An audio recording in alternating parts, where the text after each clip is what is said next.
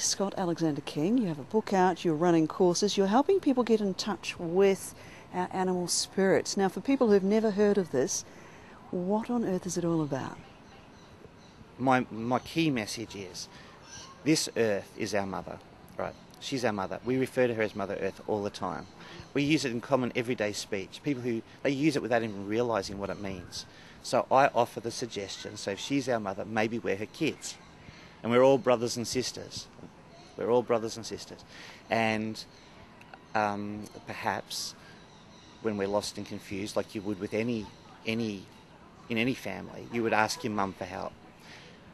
And this is what I'm encouraging people to do. Ask her for help. Ask her for guidance. What happens is she answers you immediately. And this is an ancient concept. The animals are imbued with messages. She sends the animal that is most suitable to the answering of that question, and she'll answer you immediately. Now, don't assume that you're going to have a herd of wild buffalo come running through your lounge room. That may happen, and I would like to be there when it does. But we'll let you know. That's right. But I've tested this theory many times, and it works. She answers you immediately. It may be in symbolic form.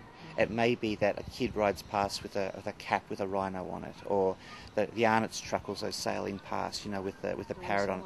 Yeah, and he may have taken a wrong turn to get to you, to make sure that you get that message, because people wonder how can that be. But it happens immediately, and so the animals are more symbolic. They're symbolic. It's a language that's older than words. It's a symbolic language, and the ancient people, they knew that language. They worked that way. They knew that as the buffalo moved, they should follow. They watched like here in Australia, they watched the movements of the black cockatoos to know whether it was going to rain or when the rains were going to stop. The ants move, so they, to higher ground, prepare for. It's an ancient thing, and we think it's all, with the old bushies, it's their law. This is an ancient thing, but on a symbolic level, you can glean equal as much information, but on a personal level. The animals don't make mistakes.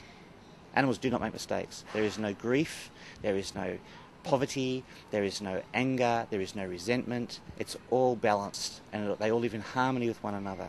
The lions rely on the gazelles rely on the lions, so to maintain balance.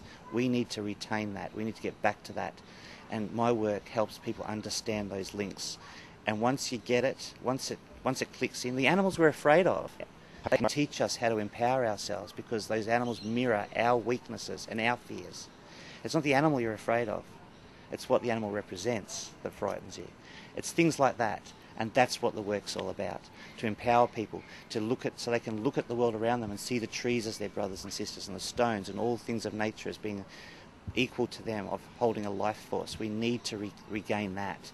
The animals are the essential key, though, because they're the voice. They're the voice of Mother Earth herself.